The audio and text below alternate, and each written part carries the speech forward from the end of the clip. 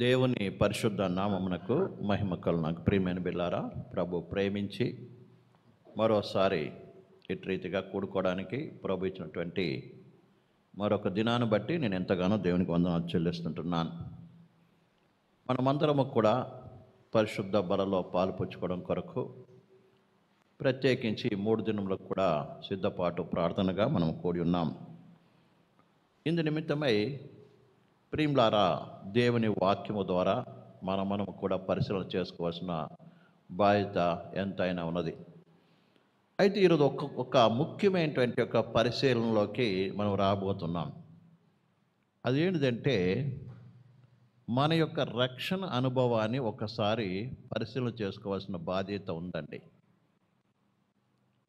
నా మాట అర్థమవుతుందండి? దేని పరిశీలన చేసుకోబోతున్నాము? మన యొక్క రక్షణ అనుభవం పునాది. మన రక్షణ అనుభవం ఏ రీతిగా జరిగింది, అలాగే మనము యొక్క ఆ రక్షణ అనుభవాన్ని బట్టే మన యొక్క స్వభావము కూడా ఉంటూ ఉన్నది. ఈ దినము క్రైస్తవ సమాజంలో, క్రైస్తవ సంఘములో అందరము కూడా నేను క్రైస్తుడను లేక దేవుని బిడ్డను అని అనుకుంటూ ముందుకు సాగుతున్నారు. కానీ దేవుని వాక్యాన్ని మనం పరిశీలన చేసినప్పుడు వారి యొక్క స్వభావము మాత్రము చాలా వ్యత్యాసముగా ఉన్నదండి. నా మాట అర్థమవుతుంది మీకు అందరికీ? వారి స్వభావాలు మాత్రం ఏమై ఉంది? వ్యత్యాసం ఉంది. దానికి కారణం ఏంటిదంటే, మన యొక్క జన్మలో ఉన్నటువంటి యొక్క ప్రియులారా తేడా. మన యొక్క జన్మలో ఉన్నటువంటి జన్మ అంటే మన రక్షణలో, అర్థమైంది, మన రక్షణలో జరిగినటువంటి పొరపాటు బట్టి మన స్వభావము కూడా ఆ రీతిగా ఉంటూ ఉన్నది అనుకొద్దాం. ప్రేమలారా, దీని నిమిత్తమే ప్రేమలారా చూడండి, ఎవరు ఏ రీతిగా జన్మించారు, వారి యొక్క స్వభావాలు ఎలా ఉన్నాయి అంటే వారి గురించి మనం ఏ దినము ధ్యానించబోతాం. ఈ ఉదయం కూడా సాయంకాలం కూడా ప్రియమైన బిల్లారా. అందునిమిత్తమే ప్రియలారా ఆది కాలంలోకి వద్దాం. ప్రియమైన బిల్లారా, ఆది కాండము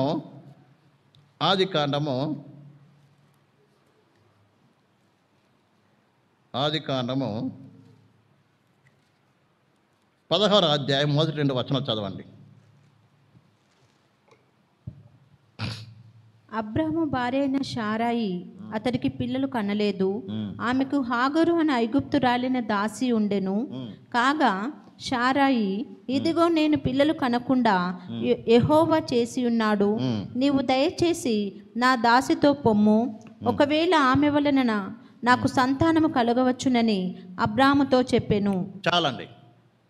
మనందరికీ తెలుసు, దేవుడు అబ్రాహాముని ఏం చేశాడు? దేవుడు ఊరు అనేటువంటి ప్రదేశంలో ఉన్నప్పుడు ఏం చేశాడు? ఆయన మహిమగల దేవుడు ప్రత్యక్షం అతన్ని పిలిచాడు. నువ్వు నేను చూపించే దేశానికి రా అని చెప్పినప్పుడు ఎక్కడికి వెళ్ళాలో తెలియక కూడా అడగకుండానే ఏం చేశాడు? విశ్వాసముతో బయలుదేరిన వాడు అబ్రహాము. అందుకే ఆయన పేరు విశ్వాసులకు తండ్రి అని కూడా అంటారు. మనందరికి కూడా ఆయన ఏమై ఉన్నాడు? తండ్రి అయి ఉన్నాడు. ఎవరైతే విశ్వాసమూలముగా జన్మించారో వాళ్ళందరూ ఏమైనారు? అబ్రహాం యొక్క సంతానమై ఉన్నారండి. ఈ రీతిగా విశ్వాసంతో బయలుదేరాడు అబ్రహాము. బయలుదేరి హారాను చేరాడు. కొంత కాకుండా తర్వాత తన తండ్రి చనిపోయిన తర్వాత అక్కడి నుంచి ఏం చేసి కానానికి వచ్చి ప్రయాణం కొనసాగిస్తూ ఉన్నాడు. కానీ దేవుడు చెప్పిన వాగ్దానం మాత్రం ఏం కాలేదు? నెరవేర్చబడలేదు. అప్పటికే దాదాపు ప్రియులారా చాలా సంవత్సరాలు గడిచిపోయిందండి. అర్థమైందండి? చాలా సంవత్సరాలు గడిచిపోయింది. శారాకి డౌట్ వచ్చింది. ఎందుకంటే శారాకి ఏమొచ్చింది? డౌట్ వచ్చిందండి. ఏమని? ఇక నేను పిల్లల్ని కనను, నాకు పిల్లలు కారు అనుకొని అబ్రాహాముకి ఒక ఐడియా చెప్పింది. అబ్రాహాముకి ఏం చెప్తే ఒక మంచి ఐడియా ఇచ్చింది. ఎలాగో నేను పిల్లలను నాకు పుట్టరు కాబట్టి నువ్వేం చేయి, నాకు దాసి ఉంది కదా ఆగరు, ఈమెని ఏం చేయి. ఆ దినాలు అలాంటి సిస్టమ్ ఉండేటువంటిది. ప్రియులారా, ఆమె నీకు ఇస్తున్నాను ఆమె ద్వారా ఏం చేయి, సంతానాన్ని కను. నిజంగా శారా చాలా గొప్ప స్త్రీ అండి. అర్థమైందా? ఆమె ఎప్పుడు కూడా తన భర్త యొక్క క్షేమం గురించి ఆలోచించే, సిస్టర్స్ నేర్చుకోవాల్సిన పాఠం గొప్ప చాలా ఉన్నాయి ఇందులో. సహోదరు నేర్చుకోవాల్సినటువంటి పాఠం చాలా ఉన్నాయి ప్రియమైన బిడ్డలారా. శారా యొక్క ప్రియులారా మనసు లేక ఆమె ఎంత గొప్పదంటే ఎప్పుడు తన యొక్క భర్త గురించి, భర్త యొక్క రాబోతున్న సంతతి గురించి, ఆ వంశం యొక్క అభివృద్ధి గురించి ఆలోచించే స్త్రీ. నమ్మాట అర్థమవుతుందా? ఏదైనా చాలామంది పెళ్ళైనా కూడా ఎవరి గురించి ఆలోచిస్తుంటారు చెప్పండి? ఎవరి గురించి ఆలోచిస్తారు? భర్త గురించి, భర్త ఇంటి గురించి, భర్త యొక్క నిధి గురించి కాదు. ఎవరి గురించి ఆలోచిస్తారు? ఇంకా మా అమ్మ, మా నాయన, అది వాళ్ళ గురించి ఆలోచిస్తారు. ఇందుకే అనేక రకాల గొడవలు, కొట్లాటలు వచ్చేటువంటిది కుటుంబంలో. ప్రియమైన బిడ్డలారా, అయితే ఏం చేసి దాని కొరకు తన స్థానాన్ని ఇంకొకరు ఇవ్వడానికి ఇష్టపడిందండి. త్యాగమూర్తి అంటారు దాన్ని. ఎవరైనా తన స్థానాన్ని అంటే భారీగా తన స్థానాన్ని ఇంకొకరు ఇవ్వడానికి ఇష్టపడతారండి స్త్రీలు? ఇవ్వరు. కానీ ఈమె అలాంటి ఇవ్వటానికి ఇష్టపడింది. ఎందుకు తెలుసా? అబ్రాహాము గారి యొక్క లేదా నా భర్త యొక్క వంశం ఏం కావాలి? నిలబడాలి. నా స్థానం గొప్పది కాదు. అబ్రాహాం యొక్క పేరు ఏం చేయాలి? వంశము నిలబడాలి. ఈ స్వభావం ఒక స్త్రీకి ఉండాలంటే, ఒక భార్యకు ఉండవలసిన, ఒక ఇంటి యజమానురాలకు ఉండవలసినటువంటి బాధ్యత ప్రియమైన బిడ్డలారా. చివరికి ఏం చేసింది? ఆలోచన చేసి ఏం చేసింది? ఆగర్ను ఎవరికి ఇచ్చింది? అబ్రాహాముకి ఇచ్చింది. వెంటనే ఏమైంది? గర్భం ధరించింది. ఎవరు? ఆగరు. ప్రియులారా, ఆగరెవరు చెప్పండి? ఆగరెవరండి? చెప్పండి, ఆగరెవరు? ఒక దాసి. ఐగుప్తు రాలంటే ఒక దాసి. ఎప్పుడు ఇచ్చాడో? ఫరో ఇచ్చాడు అప్పుడు పోయినప్పుడు. ఇక్కడ ఇంకొకటి కూడా బాగా అర్థం చేసుకోవాలి. ప్రతి స్త్రీలు, ఇక్కడ ఉన్నటువంటి ప్రతి సిస్టర్స్ బాగా అర్థం చేసుకోవాలి. యవనస్తులైనా పెద్దలైనా అందరూ కూడా.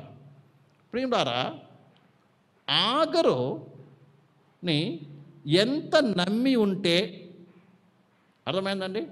ఎంత నమ్మి ఉంటే, ఎంత ప్రేమించుంటే ఆగర్ని తన భర్తకి ఇస్తుండొచ్చు. అలాగే ఎంత అణిగి మెనిగి, ఎంత యజమానురాల పట్ల భయభక్తులు కలిగి నమ్మకంగా ఆగరు ఉండుండొచ్చు. ఉట్టిగిన ఎవరికైనా ఒక బాధ్యత అప్పగిస్తారండి? బాగా అర్థం చేసుకోండి. శారా తన దాసి అయినటువంటి ఆగరు పట్ల ఎలాంటి దృష్టి, ఎలాంటి నమ్మకం ఉంటే, ఎలాంటి ప్రేమ ఉంటే, ఈమె వలన ఎప్పటికీ నాకు హాని కలగదు అనేటువంటి నమ్మకం ఉంది కాబట్టి ఏం చేసింది? భర్త స్థానాన్ని భర్తకి ఏం చేసింది? ఇచ్చిందండి. కానీ ఇక్కడ జరిగింది వేరు. ఎప్పుడైతే తాను గర్భవతిని తెలుసుకుందో వెనక్కి ఏమైపోయింది తెలుసా? ఏమొచ్చింది? యజమానురాలు ఆమె దృష్టికి ఎలా అయిపోయింది? నీచ పనికిమాలిది అయిపోయింది. ఎవరు? యజమానురాలు. అర్థమైందండి? ఇదిలో అనేక ఇళ్లలో జరిగే సంఘటన ఇలాంటివే. ముఖ్యంగా అత్త కోడల మధ్యలో. అర్థమైందండి? లేదా పెద్దవారి మధ్య, చిన్నవారి మధ్యలో. అలాగే ఒక దైవజనుడి దగ్గర ఉంటే, కొంతమంది కింద సేవకులు ఉంటే జరిగిన కార్యాలు ఇవే. అర్థమైంది? ఏమీ లేనప్పుడు ఏం చేస్తాం? ఉదాహరణ కోడలే అనుకోండి. మొట్టమొదటి వచ్చినప్పుడు బాగా ఆలోచించండి. ఒక అత్తగారు అయినప్పటికి కూడా ఎంత నిన్ను ప్రేమిస్తే, ఎంత నీ మీద నమ్మకం ఉంటే, ఎంతగా నిన్ను ఇష్టపడితే తన కోడలుగా తెచ్చుకోవడానికి కదా. ఎంతోమంది చూసుండొచ్చు కోడల్ని, ఎంతోమంది అమ్మాయిలను చూసుండొచ్చు, కానీ ఎవ్వరు నచ్చలేదు. నువ్వే నచ్చావు. తన కుమారుని తీసుకొని వచ్చి ఇంట్లో పెట్టుకుంది. స్టార్టింగ్లో మంచిగా ఉంటారు, ప్రేమగా. అత్తని ఎంతో గౌరవిస్తారు.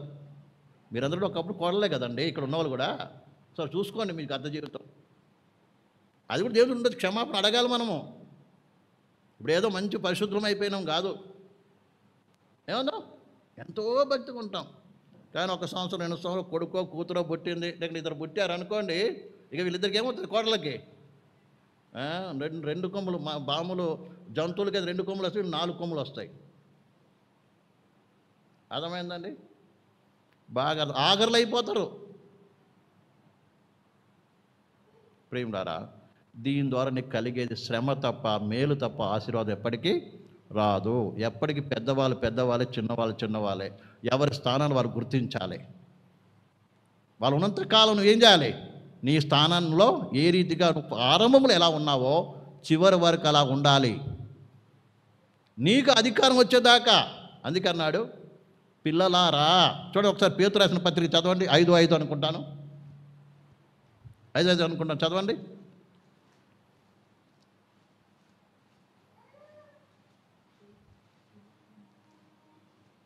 5:5 పిల్లలారా,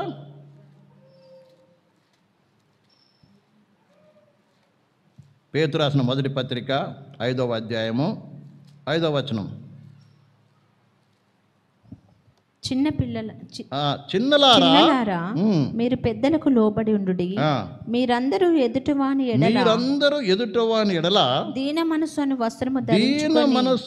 వస్త్రములో ధరించుకొని మిమ్మును అలంకరించుకొనుడి. దేవుడు అహంకారులను ఎదిరించి దీనులకు కృప అనుగ్రహించును. దేవుడు తగిన సమయమందు మిమ్మును హెచ్చించునట్లు ఆయన బలిష్టమైన చేతి క్రింద దీన మనస్కులై ఉండుడి. ఆయన మిమ్మును గురించి చింతించు. ఇక్కడ ఏం రాయబడుతుందండి? చిన్నలారా, పెద్దలకు ఏం చేయండి? లోబడి ఉండండి. పెద్దల కంటే లోబడి ఉండాలంట. ఆయన ఎవరి బలిష్టమైన చేతి కింద? నువ్వు లోబడి ఉండేది అత్తగారి చేతి కిందనో, లేకుంటే ఒక పెద్ద చేతి కింద కాదు. ఎవరి చేతి కిందంట? ఆయన బలిష్టమైన చేతి కింద. అందుకే ఒక విశ్వాసం ఎప్పుడు కూడా వారి దృష్టిలో మనుషులను చూడకూడదు. ఎవరైనా సరే ఎవరిని చూడకూడదు? మనుషులను చూడకూడదండి.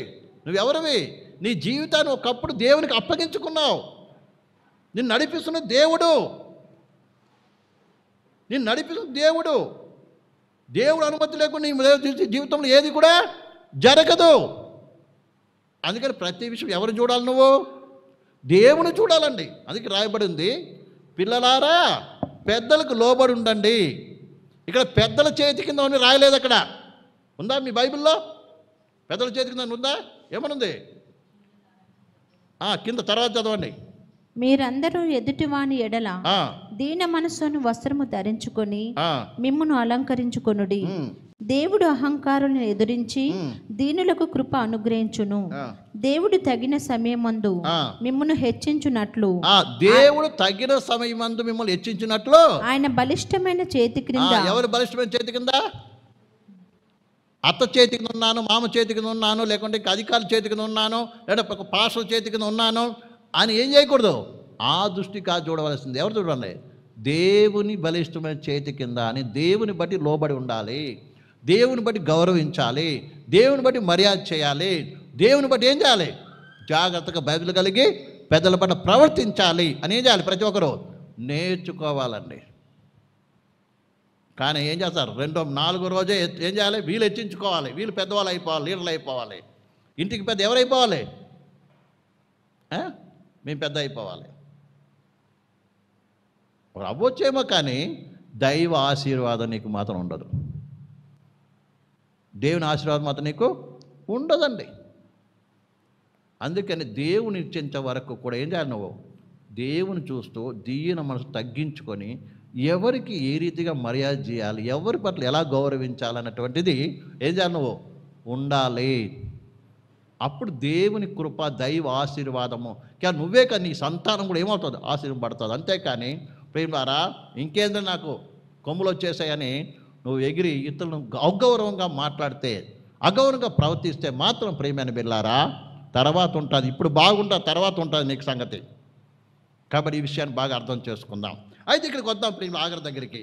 ఆగరు దృష్టికి ఏమైందంటే యజమానురాలు ఎంత నమ్మి ఎంత ప్రేమించి తన భర్త తన స్థానాన్ని ఆమెకి ఇస్తే ఏం చేసింది ఈమెనేమనుకుంది, నీచం కనబడుతుంది. ఈమెమనుకు వెళ్తా, ఇక నేనే యజమానురాలని, ఈ ఆస్తికి అంతటి ఎవరిని నేను, ఎందుకంటే నాకు కొడుకు పుట్టుతున్నాడు కదా, ఇక కొడుకు కూడా రాలే, కొడుకో కూతురు కూడా తెలియదు. కానీ అంతలో నీకేమైపోయింది, యజమానురాలు ఏమైపోయింది.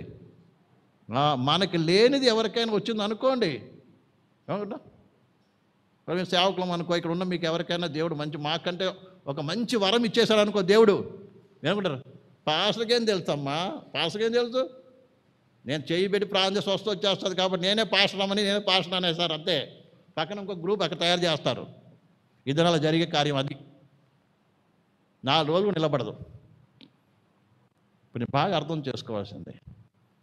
మంచి ఒక వాక్యం చెప్పింది వచ్చేసింది అనుకోండి, ఏమనుకుంటారు, ఇక నాకు ఎవరు లేరు, మన పైవాడు లేడు, ఇక్కడ నేనే రాజు నేనే మంత్రి అనుకుంటాం.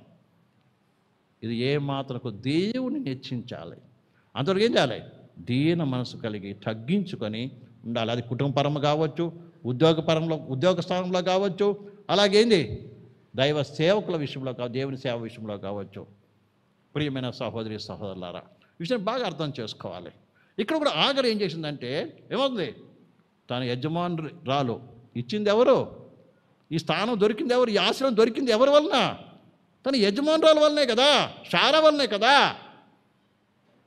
అది మర్చిపోతారు. ఎవరి వలన ఈ కుటుంబానికి వచ్చామో, ఎవరి వలన ఈ భర్త దొరికాడో, ఎవరి వలన ఈ యొక్క ఇల్లు దొరికిందో, ఎవరి వలన ఈ యొక్క ఆస్తి దొరికిందో, ఎవరిని బట్టి నేను ఈ స్థలంలో ఉన్నానో, ఆ విషయాన్ని మనం ఏం చేయకూడదు, మర్చిపోకూడదు. మర్చిపోతే ఏమవుతుంది, నీకు బాధలు తప్ప మరొకటి కాదు. ఎప్పుడైతే ప్రియమైన పిల్లారా ఇలాంటి పరిస్థితి వచ్చిందో, శారా ఏం చేసింది తెలుసా, భర్త దగ్గరికి వెళ్ళిపోయింది. ఏమన్నది అక్కడ చదవండి, భర్త దగ్గరికి వెళ్ళి ఏమంటుందో, నా ఉసురు నీకు తగులును. శారా ఎవరి దగ్గరికి పోయిందండి, ఈమెనేమనలే. చూడండి బాగా అర్థం చేసుకోవాలి. ఇంత ఈమె నీచంగా చూసినా కూడా ఈమెని ఏం అనలేదు. ఎవరి దగ్గరికి పోయింది, భర్త దగ్గరికి వెళ్ళిపోయింది. ముందు ఎక్కడి నుంచి పర్మిషన్ రావాలి, భర్త దగ్గర నుంచి పర్మిషన్ రావాలి. ఎక్కడి నుంచి పర్మిషన్ తీసుకోవాలో అక్కడి నుంచి పర్మిషన్ తర్వాతనే చేయాలి. కొన్నిసార్లు ఏం చేస్తాం మనము, తీసుకుంటాం పర్మిషన్, మనమే డిసైడ్ చేసుకుంటాం. అర్థమైందండి, మనమే కొట్లాడికి వెళ్ళిపోతాం, మనలో తనకడికి వెళ్ళిపోతాం, మనమే పరిగెత్తిపోతాం ముందుకి. ఎందుకోకుండా నేను శారా మాత్రం తన స్థానాన్ని మర్చిపోలేదు. భర్త పర్మిషన్ లేకుండా నేనేమి కూడా చెయ్యకూడదు. సరే ఈమె నేను ఇచ్చాను అని ఈమె సొంతంగా ఏం చేయట్లేదు, నిర్ణయం తీసుకోలేదండి. ఏం చేసింది ఈమె, భర్త పర్మిషన్ కొరకు అడిగింది వెళ్ళి. సరే ఆమె ఏడుస్తుందో కొట్లాడిందో అది వేరే విషయం. ఎవరి దగ్గరికి వెళ్ళింది, భర్త దగ్గరికి వెళ్ళింది. వెళ్తే భర్త ఏమన్నాడు, నీ ఇష్టం చేసుకోపో అని చెప్పేశాడు. పర్మిషన్ దొరికేసింది. అప్పుడు వచ్చి కొట్టింది చూడండి ఏమని, ఎవరిని, ఆగర్ని. ఏం చేసిందంట, చదవండి కిందికి. అప్పుడు శారాయి నా ఉసురు నీకు తగులును. కిందకి వచ్చి చదవమ్మా, నేను ఏదైతే అంటున్నానో అది చదవండి. అందుకు అబ్రాము, ఇదిగో నీ దాసి నీ చేతిలో ఉన్నది, నీ మనసు వచ్చినట్లు దాన్ని చేయమని శారాయితో చెప్పెను. శారాయి దాని శ్రమ పెట్టినందున ఆమె యొద్ద నుండి అది పారిపోగా. చాలండి, అప్పటిదాకా ఎంతో నమ్మకంగా శారా దగ్గర అమ్మ అమ్మ అనుకుంటా ఎంతో ప్రేమతో ఇద్దరు కలగలిసి మంచిగా ఉన్నారు. దాన్ని బట్టి ఆమెకి ఏమొచ్చింది, ప్రేమ యజమానికి సంతానము కలిగించేటువంటి ఒక భాగ్యం ఆమెకి దొరికింది. కానీ ఎప్పుడైతే తన్ను తాను ఇచ్చించుకొని ఎవరి వల్లటి ఒక స్థానము దొరికిందో దాన్ని ఏం చేసింది ఆమె, నిర్లక్ష్య పెట్టి వారిని నీచంగా చూడడం ప్రారంభించిందో ఏం దొరికింది ఇప్పుడు తర్వాత, ఏ చెయ్యి అయితే ప్రేమించిందో, ఏ చెయ్యి అయితే ఆశీర్వించిందో, ఏ చెయ్యి అయితే నీకు ఆశీర్వాదకరంగా తోడుగా ఉందో ఆ చెయ్యి ఏమైంది, విరోధంగా అయిపోయింది. నీకు విరోధంగా అయిపోయింది. ఎందుకు మన కుటుంబంలో సమస్యలు వస్తాయి, ఎందుకు మన కుటుంబాల్లో ప్రేమ వస్తుంది? కారణం ఏంటంటే నీ స్థానం నువ్వు మర్చిపోతావు. మన స్థానం మనం మర్చిపోతాం. మర్చిపోయి ఉంటాం. నేనే గొప్పదాన్ని, ఇంకేముందులే, ఆ ముసలోళ్ళు ఏం చేస్తారు, ఈ ముసలిది ఏం చేస్తుంది అనుకుంటాం. ఇక అప్పటి నుంచే బాధలు ప్రారంభమవుతుంది. ప్రియమైన పిల్లలు, హింసించడం ప్రారంభించింది. అప్పటిదాకా హింసలు ఉందా? దాదాపు ప్రియులారా ఎన్ని సంవత్సరాలు అయిందంటే ఐగుప్తు నుంచి వచ్చిన కొన్ని సంవత్సరాలు ఎంతో ప్రేమతోత పనిచేస్తూ షారాయి ఇద్దరు కలిసి ఉంటున్నారండి. కానీ ఇద్దరు హింసించబడడానికి కారణం ఏంటిది? షారాకి ఏమైనా అసూయ వచ్చిందా, కోపం వచ్చిందా, బాధ వచ్చిందా, కావాలని చేసిందా? ఆగర్లకు వచ్చిన గర్వము, అహంకారము, తన దృష్టికి తాను ఏదో గొప్పదనుకొని అవతల వ్యక్తిని నీచంగా చూడటము. ఈ దృష్టి మనకి మంచిది కాదండి. ఎప్పుడైతే ఎవరైనా సరే నీ మటుకు నువ్వు గొప్పవాడివి, గొప్పదని అనుకొని అవతల వ్యక్తిని నువ్వు నీచంగా తక్కువగా ఎప్పుడైతే చూస్తావో ఆటోమేటిక్గా నీకేమొస్తుంది? నీ శ్రమ నువ్వు కోరి తెచ్చుకుంటావు. అర్థమైందండి? ఇక్కడ ఆఖరికి వచ్చింది దెబ్బ, చివరికి తట్టుకోలేకపోయింది. ఎందుకంటే అప్పటిదాకా సుఖం అనిపించింది ఆమె. అప్పటిదాకా ఏమొచ్చింది ఆమెకి? సుఖంగా సంతోషంగా ఉంది ఆమె, ఏ బాధ లేదు. ఇప్పుడు శ్రమ వచ్చింది, తట్టుకోలేకపోతుంది. అందుకని ఏం చేయాలి? ఇప్పుడు పారిపోతుందండి. పారిపోవాలి, ఇక్కడ ఉండకూడదు, పారిపోవాలని పరిగెత్తిపోతుందండి. అయితే ఇవన్నీ ఎవరు చూస్తున్నారు? దేవుడు చూస్తూ ఉన్నాడు. ప్రతిది ఎవరు చూస్తున్నాడండి? దేవుడు చూస్తున్నాడు. వెంటనే ఎవరితో మాట్లాడాడు దేవుడు? శారాతో మాట్లాడలే, అబ్రాహాముతో మాట్లాడలే. ఎవరితో మాట్లాడింది? ఆగర్తో మాట్లాడుతుంది. ఏమని చెప్తున్నాడు చదవండి ఇక్కడ 9వ వచనం. అప్పుడు యెహోవా దూత నీ యజమానురాలి యొద్దకు తిరిగి వెళ్ళి ఆమె చేతి క్రింద అణిగి ఉండుమని. కొంచెం ముందుకు చదవం 9వ వచనం 8. షారాయి దాసి అయిన ఆగరు ఎక్కడి నుండి వచ్చితివి, ఎక్కడికి వెళ్ళుచున్నావు అడిగినందుకు. కొంచెం షారా తీసి ఆగర్ని అబ్రాహాంకి ఇచ్చింది. అవంతా జరిగింది. కానీ దేవుడు ఏం మాట్లాడుతున్నాడండి? దేవుడు ఏం మాట్లాడుతుంది ఆగర్తో? ఏమని మాట్లాడుతున్నాడు? షారాయి దాసివైన ఆగరు. అబ్రాహాం భార్య అనలే. ఏమన్నది? నువ్వెవరివి? షారాయికి దాసురాలవి నువ్వు. నీ స్థానం ఏంటిదో నువ్వు చూసుకుంటున్నాడు అక్కడ. దేవుడు ఎప్పుడు మన స్థానాన్ని గుర్తిస్తాడు. అందుకనే మన స్థానం ఏంటిదో, బహుశా అత్తగా ఉండొచ్చు, కోడలుగా ఉండొచ్చు, మామగా ఉండొచ్చు, తండ్రిగా ఉండొచ్చు, తల్లిగా ఉండొచ్చు. నీ ఏ స్థానం, ఏ బాధ్యత ఉన్నా ఆ బాధ్యత ఏం చేయాలి? అది మారిపోయేది కాదండి. దానికి తగినట్టుగా నువ్వు ప్రవర్తించాలి.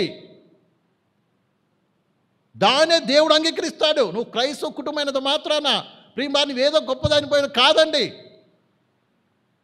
ఏదో పరలోకం వెళ్ళిపోయి సియోన్లో కూర్చుంటే ప్రయోజనం లేదు. ఏ స్థానంలో దేవుడు నియమించిన ఆ స్థానానికి తగినట్టుగా నువ్వు న్యాయం చేయాలి.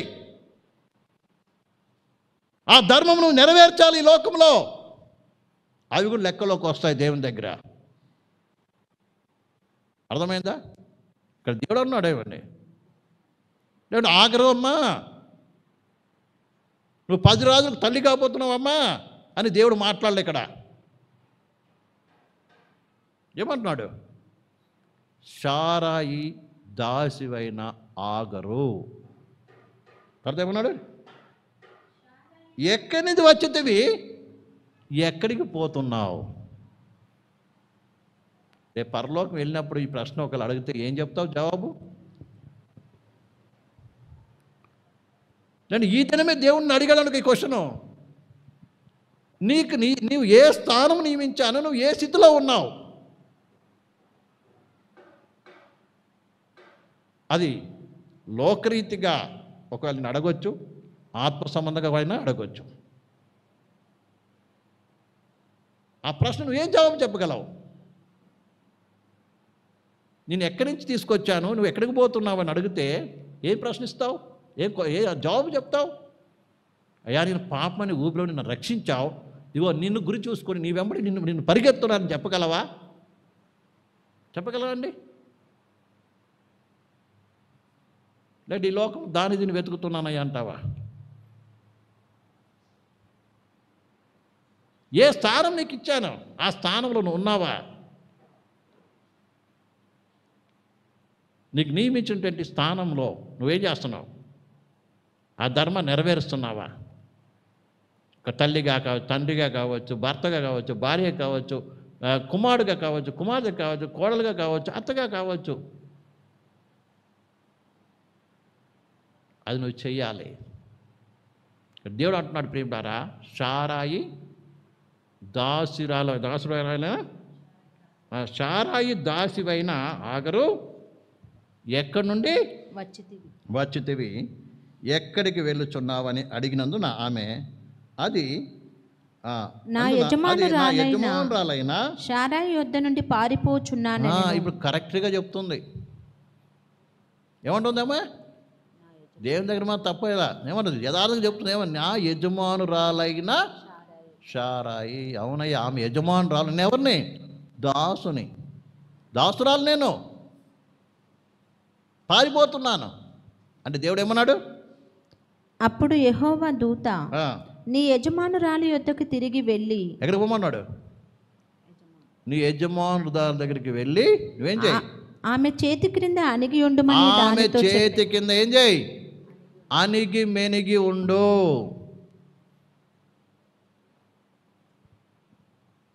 అర్థమవుతుందండి? ఏమన్నాడు అంటే నీకు నీమైన సమయం వచ్చేంత వరకు ఏం చేయాలి? ఉండాలి, తగ్గించుకొని ఉండాలి. అందుకే చిన్న ఉద్యోగమైనా, చిన్న పని అయినా, చిన్న ఇదైనా ఏం చేయాలి? అది చేస్తూ నమ్మకంగా ఉండాలి. చాలా వాళ్ళని చూసి ఏం చేస్తాం?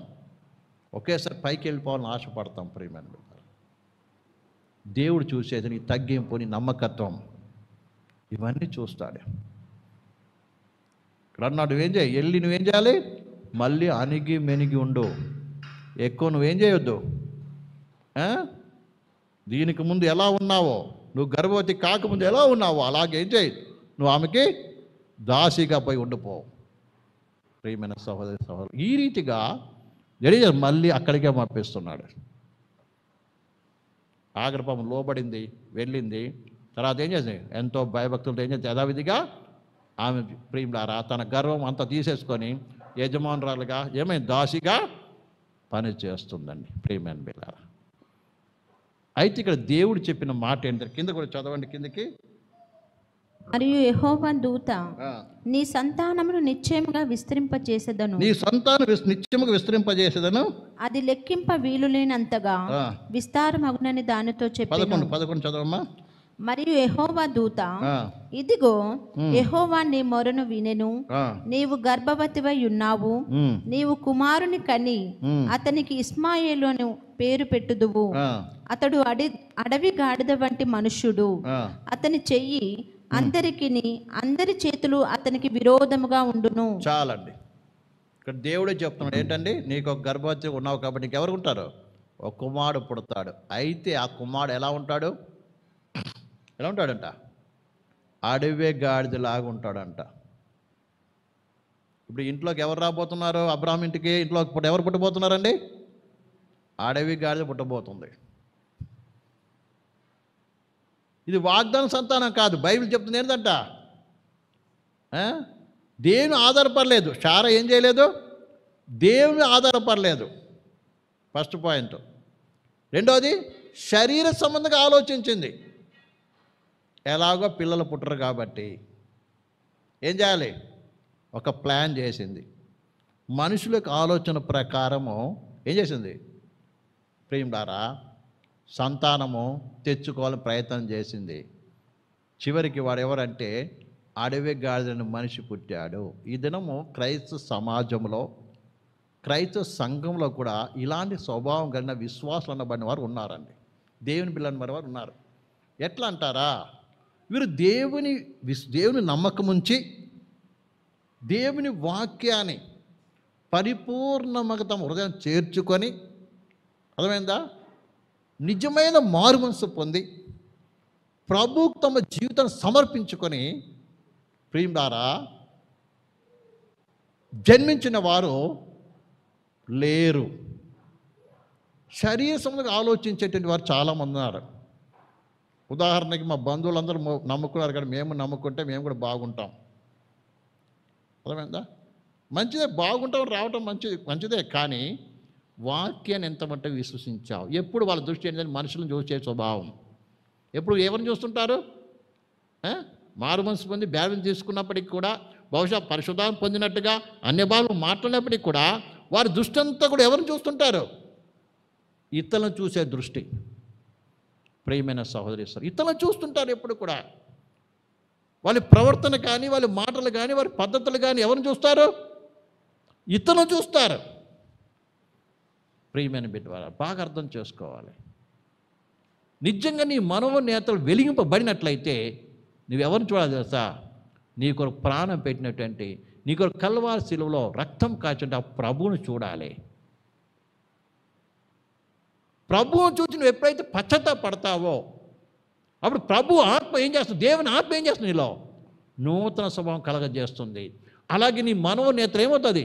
వెలిగింపబడుతుంది. నీ మనోనేత్రం తెరవబడుతుంది.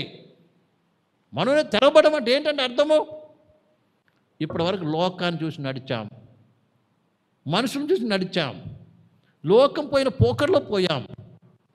ఎప్పుడైతే దేవుని సువార్త వాక్యం వచ్చిందో వెంటనే అప్పుడు ఎవరిని చూస్తున్నావు? నువ్వు నీ కొరకు కల్వారి శిలువలో వేలాడినటువంటి ప్రభువుని చూస్తున్నావు. అలాగే ప్రభు నీకు కొరకు ఆయన ఎందుకు ఆ కల్వారి శిలువలో అంత వేదన అనుభవించి చనిపోయాడో ఆ యొక్క విషయాన్ని గ్రహించి ఆ నిత్యత్వం కొరకు, ఆ పరలోక రాజ్యం చేర్చబడే కొరకు నీ గురి ఏమవుతుంది? ఆ పరలోకం వైపు నిలుపుతావు. నీ అడుగు ఆయన యేసుక్రీస్తు నీకు ఈ లోకంలో చూపించిన అడుగుజాలను నువ్వు చూస్తావు. ఎప్పుడు అది చూసి నడుచుకుంటావు. అంటే పరిశుద్ధ గ్రంథంలో దేవుని వాక్యము ఏదైతే నీకు ప్రత్యక్షపరచబడుతుందో ఆ వాక్యాన్ని చూసి నడుస్తావు నువ్వు. అదే మనోనేత్రం వెలిగింపబడ్డం అంటే, మనస్సు యొక్క కన్నులు తెరవబడ్డం అంటే. అంటే ప్రియమైన పిల్లారా, నువ్వు ముందు చూడవు, ఏం చూస్తావు? అదృశ్యమైనవి చూస్తావు. వాడే నిజమైనటువంటి విశ్వాసి. వాడు ఏం చేస్తాడు? ముందుకు సాగు. వాడే నిజమైన దేవుని బిడ్డ. కానీ ప్రియులారా, విశ్వాసం లేకుండా ఎవరినో చూసి ప్రియులారా ఏదో ఆలోచించుకొని నేను ప్రభువుని నమ్ముకుంటాను, నేను బ్యాప్టిజం తీసుకుంటాను అనుకొని బ్యాప్టిజం తీసుకొని ప్రియులారా ఈ దినము దేవుని సంఘం అనబడినటువంటి సభలో ఏం చేస్తున్నారు? అనేక మంది ఉంటున్నారు. క్రైస్తవ సమాజంలో అలాంటి వారు చాలామంది ఉన్నారు. వాళ్ళు ఎలాంటి వారంటే ఇస్మాయిల్ లాంటి వారు. ఇస్మాయిల్ అంటే అర్థమేంటిది? ఇస్మాయిల్ అంటే అర్థమేంటిదండి? గడి చెప్పండి. దేవుడు వినును. పేరు దేవుని పేరే, సూపర్ పేరు, అంతే కదండి. ఈ దినము అనేక మంది చూసినప్పుడు చాలామంది పేర్లు ఎలా ఉంటాయి? జాన్, యాకోబు, యోహాను, అది ఇది పేరు మంచిదే, కానీ స్వభావము అడవి గాడిద స్వభావం. ఏ స్వభావం అండి? అడవి గాడిదే. చాలాసార్లు మనం గాడిద అంటాం కదా. గాడిద దేనికి ఉపయోగిస్తాం? ఘనతకు ఉపయోగిస్తాం, ఘనహీనతకు ఉపయోగిస్తామా? చెప్పండి. ఘనత కొరక, ఘనహీనత కొరక? లోకరీతిగా మన మైండ్లో గాడిద అనగానే ఏమొస్తుంది? హీనమైనటువంటి స్థితిని చూపిస్తుంది. కానీ వీడు మామూలు గాడిద కూడా కాదు. ఏ గాడిదే? అడవి గాడిదే. అడవి గాడిద స్వభావం. పేరు ఏం పేరు? దేవుడు వినును, ఇస్మాయేల్. కానీ స్వభావము అడవి గాడిద స్వభావం. సమయం లేదు కాబట్టి ఈరోజు సాయంత్రం చెప్పుకుందాం అడవి గాడిద స్వభావం గురించి. అర్థమైందండి? ఇది అనేక మంది పేర్లు మంచి పేర్లు ఉన్నాయి, క్రైస్తవ పేర్లు ఉన్నాయి, దేవుని బిడ్డలమైన పేరు పెట్టి ఉన్నాయి, కానీ స్వభావం మాత్రం ఎలా ఉంది? అడవి గాడిద స్వభావం. ఇంటి గాడిద కూడా బహుశా ఇంటి గాడిదైనా ఏసై వాడుకునేవాడు కదా. ఏసై ఏ గాడిదని వాడుకున్నాడండి? అడవి గాడిదని వాడుకున్నాడా? అడవిలో తిరుగుతుంది కాబట్టి అరే పుణ్యానికి తిరుగుతుంది పట్టుకురారా బాబు దానికి ఎక్కుదాం అన్నాడా? ఏమన్నాడు? కట్టబడిన గాడిదను తీసుకురమ్మన్నాడు. ఏంటి కట్టబడిన గాడిద? ఒక యజమానికి లోబడి తన జీవితాన్ని ఒక యజమానికి సమర్పించుకొని యజమాని ఆజ్ఞను అనుసరించి జీవించేటువంటి గాడిద. యజమాని ఏ బరువు మోపుతాడో దాన్ని మోసే గాడిద. అలాగే అది బయట ఉందండి, అంటే ఏమాత్రం సుఖ సంతోషాలు ఓర్చుకునేది కాదు. ఏంటి? నిత్యము ఎండకి వానకి అన్నిటినీ భరించుతూ కట్టబడి ఉండేటువంటి గాడిదను దేవుడు ఏం చేశాడు? తాను వాడుకున్నాడు. ప్రియమైన బిడ్డలారా, బహుశా అడవి గాడిద ఉన్నప్పటికీ కూడా నువ్వు మనసు మార్చుకొని నీ జీవితాన్ని ప్రభు చిత్తానికి ప్రభు వాక్యానికి లోబడి నడిచినట్లయితే దేవుడు కూడా ఏం చేస్తాడు? వాడుకోగలడు. ఎందుకంటే అంతా ఆయన సృష్టే. కానీ దేవుడు కోరుకునే ఏంటంటే మార్పు కోరుకుంటున్నాడే, మారు మనసు కోరుకుంటున్నాడే. లోకరీతి నువ్వు ఎలాంటి చెడ్డవాడినా సరే, ఎలాంటి స్వభావం కలిగిన వాడే సరే, నీ జీవితం ప్రభువుకు అప్పగించుకొని మారు మనసు పొందితే, మారు మనసు పొంది ప్రభు ప్రేమ చేత నువ్వు బంధింపబడి ప్రభుకు విధేయుడవైతే, ప్రభు చిత్త ప్రకారం నడవటాన్ని జీవితం సమర్పణ చేసుకున్నట్లయితే ఏం చేయగలరు చేస్తా? ఆయన నడిపించగల సమర్థవంతుడు, నిన్ను వాడుకోగల సమర్థవంతుడు. నీ ద్వారా దేవుడు ఏం చేయగలడు? మహిమ పొందగలడండి. ప్రేమలారా, ఉదాహరణ నోవా ఓడ నిర్మించినప్పుడు అన్ని జంతువులను దేవుడు ఏం చేస్తే ఒక్క జంతువుని విడిచిపెట్టలే.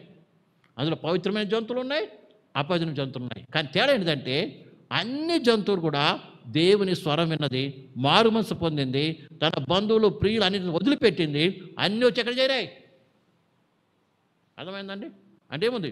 మారు మనసు ఉంది, సమర్పణ ఉంది, ప్రత్యేకత ఉంది అన్నిటిలో. మరి అర్థమవుతుందండి? మొట్టమొదటి దేవుని మాట విని ఏం చేసింది? ఆ గుంపు కదా, మనకందరికి తెలుసు, జంతువులు అడవుల్లో ఏం చేయాలి? అన్ని జంతువులు గుంపులు గుంపులుగా ఉంటాయి కదండి. ఏం చేసింది? ఆ గుంపులో ఒక్క జత మాత్రం ఏం చేసింది? దేవుని స్వరానికి ఏం చేసింది? లోబడింది, మార్పు చెందింది. ఏం చేసింది? వెంటనే ఆ గుంపునంతా విడిచిపెట్టి తను తాను ప్రత్యేకపరచుకొని ఏం చేసింది? రక్షణ వాడిలోకి, క్రీస్తులోనికి ప్రవేశించిందండి. అలాగే నువ్వు ఏ స్వభావం కలిగి ఉన్నా కూడా అందరినీ దేవుడు ప్రేమిస్తున్నాడు. ఆయన కాదు నేను చేస్తా, నువ్వు దేవుని స్వరం విని నీ జీవితాన్ని ఏం చేయాలి? మార్చుకొని ఏం చేయాలి? వాళ్ళని వీళ్ళనిగా చూడేసేది ప్రభుని చూసి ఆ ప్రభు ఆ ఓడ క్రీస్తు అనే ఓడలోకి ఏం చేయాలి? నువ్వు ప్రవేశిస్తే నువ్వు ధన్యుడివి, ధన్యురాలివి. నువ్వేమవుతావు? రక్షింపబడతావు, దైవ దీవెన పొందుకుంటావు, దేవుని యొక్క మేలు పొందుకుంటావు, ఆయన బిడ్డలుగా నువ్వేమవుతావు? తీర్చబడతావు. అది ఉండటానికి నీ జీవితం ఈ రాత్రికాల సమయంలో సమర్పించుకొని ప్రేమ ద్వారా సిద్ధపడమని ప్రభు ఈ వాక్యాన్ని మరోసారి తేటతెల్లగా మన ముందు పెట్టాడు. కాబట్టి మన దేవుని బిడ్డలు అనిపించుకునే ప్రయోజనం లేదు, కానీ నీవు ఏ రీతిగా ప్రేమ ద్వారా నీ జీవితం అనేది ముఖ్యమైనది. ఇస్మాయేలు విశ్వాసం ద్వారా పుట్టినవాడు కాదు, మనుషుల ఆలోచన ప్రకారం పుట్టినటువంటి వాడుగా ఉన్నాడు. అందుకే శరీరం బట్టి పుట్టినవాడని దేవుని వాక్యం చెప్తుంది ఇస్మాయేల్ గురించి. శరీర స్వభావంతో నువ్వు మారు మనసు బ్యాప్తిజం పొందుంటే ప్రయోజనం లేదండి. మార్పు లేకుండా నువ్వు క్షమించాలి. మార్పు లేకుండా నువ్వు బ్యాప్తిజం పొందినట్లయితే నీవు ఏమాత్రం ఎవరివి? దేవుని కుమారుడు కాజాలవు. అవసరం అంటే మరోసారి ఇప్పుడు మారు మనసు పొందు, నీ జీవితాన్ని అప్పగించుకొని ఏం చేయి? పశ్చాత్తాపడి ప్రభు దగ్గర రా, ప్రభుని దీవిస్తాడు. ప్రభు ఈ వాక్యమును దీవించి ఆశీర్వించునుగా. అందరం మోకరించి కళ్ళు మూసుకుందాం. అందరం మోకరిద్దాం, కళ్ళు మూసుకుందాం. హల్లెలూయా, ప్రైజ్ గాడ్. హల్లెలూయా. అందరూ కూడా మోకరిద్దాం, కళ్ళు మూసుకుందాం. అందరం మోకరిద్దాం, కళ్ళు మూసుకుందాం. Hallelujah. Thank you father, thank you lord, thank you lord, thank you Jesus, thank you father. దేవుని వాక్యం విన్న ప్రియ సహోదరి సహోదరుడా, ఈ మధ్యాహ్న కాల సమయంలో దేవుని వాక్యం నీ ముందుకు వచ్చింది. మనం ఏమై ఉన్నాం? నిజంగా దేవుని మూలంగా పుట్టిన వారమేనా? దేవుని మూలంగా పుట్టిన వారమేనా ప్రియ సహోదరి సహోదరుడా? లేక శరీర సంబంధంగా పుట్టిన వారమా? ఒకసారి పరిశీలన చేసుకుందాం. ఇది ఎందుకు నీ జీవితము ఇస్మాయేల్ వంటి రీతిగా ఉంది? పేరుకు ఇస్మాయేలు, దేవుడు వినును, కానీ స్వభావం మాత్రము అడవి గాడిద స్వభావము. అడవి గాడిద ఏమాత్రం లోబడదు, దేవునికి లోబడదు, దేవుని వాక్యానికి లోబడదు. ఎవరికి దేనికి ఆత్మ సంబంధం కావచ్చు, శరీర సంబంధం కావచ్చు, అది లోబడదు. ప్రియమైన బిడ్డలారా, ఒకవేళ నువ్వు గాడిదైనప్పటికీ సరే, అది కట్టబడిన గాడిద అయితే దేవుడు నిన్ను వాడుకుంటాడు, ఆశీర్వదిస్తాడు. ఇది మాకు కట్టబడిన గాడిద మనకు మాదిరికరంగా ఉంది, మనకు ఒక పాఠాన్ని బోధించేదిగా ఉంది. Thank you father, thank you lord, hallelujah. Thank you father, I praise you God, hallelujah. ఈ దినమే పశ్చాత్తాపడు, మారు మనసు పొంది నేను పరిశీలన చేసుకొని, నువ్వు ఎందుకు ప్రభువుని నమ్ముకున్నావు, ఎందుకు నువ్వు బ్యాప్టిజం తీసుకున్నావు, ఒక పరిశీలన చేసుకొని అందులో పొరపాటు ఉంటే ఇప్పుడే పశ్చాత్తాపడి, ఎందుకు ప్రభు చెప్పిన వాక్య ప్రకారం జీవించలేకపోతున్నావు, కారణం ఏమనగా నువ్వు ఇంకా పరిపూర్ణంగా ప్రభుని విశ్వాసం ఉంచి మారుమనసు పొందలేదు కాబట్టి, పాప క్షమాపణ పొందలేదు, పాపను విడుదల పొందలేదు, పరిశుద్ధాత్మత నూతన స్వభావం నీలోకి రాలేదు. Hallelujah, praise God, praise the Lord, praise the Lord, praise the Lord, praise the Lord, hallelujah. Thank you father, thank you lord, hallelujah, praise the Lord. ఇది నేను మారు మనసు పొంది ప్రియ సహోదరి సహోదరా, హల్లెలూయా, ప్రైజ్ గాడ్. మనం ఎంత సీనియర్ విశ్వాసం మన పడ్డప్పటికీ సరే, ఈ స్వభావంలో మార్పు లేకపోతే ఈ దినమే పశ్చాత్తాపడవలసిన వాడవై ఉన్నావు, పశ్చాత్తాపడవలసిన దానివై ఉన్నావు. ప్రియమైన బిడ్డలారా, ఆగలాగా నీ స్థానాన్ని మర్చిపోయి నీవు హెచ్చించుకొని గర్వంగా నువ్వు ప్రవర్తించినట్లయితే ఈ దినమే మారు మనసు పొందు, పశ్చాత్తాపడు. నీ స్థానం గ్రహించక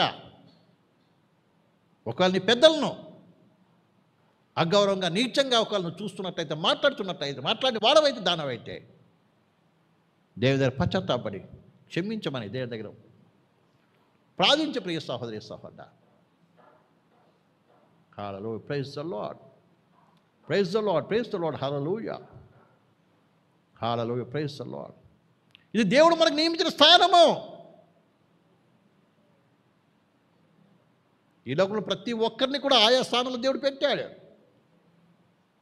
ప్రతిది దేవుని ఎదురు లెక్క చెప్పవలసిన వారమే ఉన్నాం. Hallelujah, thank you father, thank you lord, thank you lord, hallelujah. వారికి లేదు మనకి ఏదో దొరికేసిందని ఒకవేళ గర్వంగా ఫీల్ అవుతే, ప్రియమైన బిడ్డలారా, దేవుడు నీకు నియమించిన స్థానాన్ని మర్చిపోతే, ఒకవేళ పారిపోవాలని ప్రయత్నం చేసినా దేవుని విడిచిపెట్టేవాడు కాదు. Hallelujah, thank you father, thank you lord, thank you lord, hallelujah. ఇద్దరమే పశ్చాత్తాపడి మారు మనసు పొందు ప్రియ సహోదరి సహోదరా, హల్లెలూయా. ఆఖరకు ఇన్ని సంవత్సరాలు శారా దగ్గర ఉంది, కానీ ఏనాడు ఆమెకి ఏ కష్టము రాలేదు, ఏ బాధ రాలేదు. కానీ ఆ బాధకు, కష్టకు, హింసకు కారణం ఏంటిది? ఆమెకు వచ్చిన గర్వము. బైబిల్ చెప్తుంది, తలకు నెత్తికెక్కిన, కన్నులు నెత్తికెక్కిన తరము కలదు అని. ఇప్పుడు గర్వాన్ని చూపిస్తుంది. ఆ గర్వాన్ని విడిచి నువ్వు దీన మనసుకురై దేవుని ప్రవచనానికి నీ జీవం అప్పగించుకో. Hallelujah, thank you father, thank you lord, hallelujah. ఈ మధ్యాహ్నం పరిశుద్ధం చేసి పరిశుద్ధపరచుకుందాం. Hallelujah, thank you lord, thank you Lord. జీవా, స్తోత్రం, స్తోత్రం, స్తోత్రం, స్తోత్రం, స్తోత్రం. Hallelujah, praise the Lord. విత్తబడిన వాక్యాన్ని బట్టి ఎవరైనా ఒకరు ప్రేరేపించేవారు ప్రార్థన చేయని తర్వాత కూడికి ముగించుకుందాం. ఎవరైనా సరే విత్తబడిన వాక్యాన్ని బట్టి ప్రేరేపించలేని ఒకరు ప్రార్థన చేయండి.